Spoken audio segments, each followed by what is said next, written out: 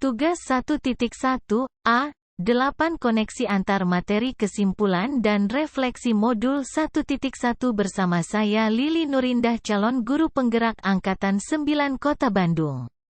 Makna pendidikan menurut KHD adalah menuntun segala kekuatan kodrat yang ada pada anak, agar mereka mencapai kebahagiaan dan keselamatan setinggi-tingginya sebagai manusia ataupun anggota masyarakat.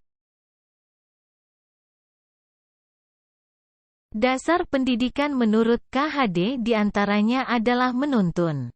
Artinya seorang pendidik dapat menuntun tumbuh dan hidupnya kekuatan yang ada pada diri setiap anak didik agar mereka tidak kehilangan arah. Kodrat merdeka. Manusia merdeka digambarkan sebagai manusia yang hidupnya tidak tergantung pada orang lain namun bersandar pada kekuatan diri yang dimilikinya. Kodrat anak bermain. Bermain adalah salah satu kodrat anak yang kelak akan mempengaruhi dalam pembentukan budi pekerti karena di dalamnya melibatkan rasa, karsa, dan cipta. Anak bukan tabula rasa. Seorang anak bukanlah kertas kosong yang bisa diisi dan ditulis sesuai keinginan orang dewasa. Setiap anak lahir dengan kodrat dan kekuatan alami yang dimilikinya masing-masing. Filosofi KHD tertuang dalam trilogi pendidikan. Di antaranya Ing Ngarso Sung Tulodo, Ing Madyo Mangunkarso, dan Tut Wuri Handayani. Ing Ngarso Sung Tulodo artinya di depan memberi contoh atau teladan. Ing Madyo Mangunkarso artinya di tengah membangun kemauan atau semangat.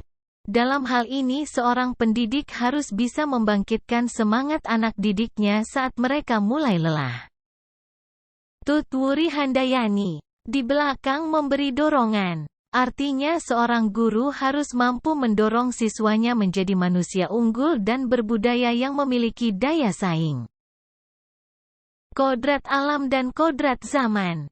Kodrat alam berkaitan dengan kondisi seorang anak sejak lahir yang dipengaruhi oleh kultur budaya dan lingkungan alam sekitar di mana ia tinggal.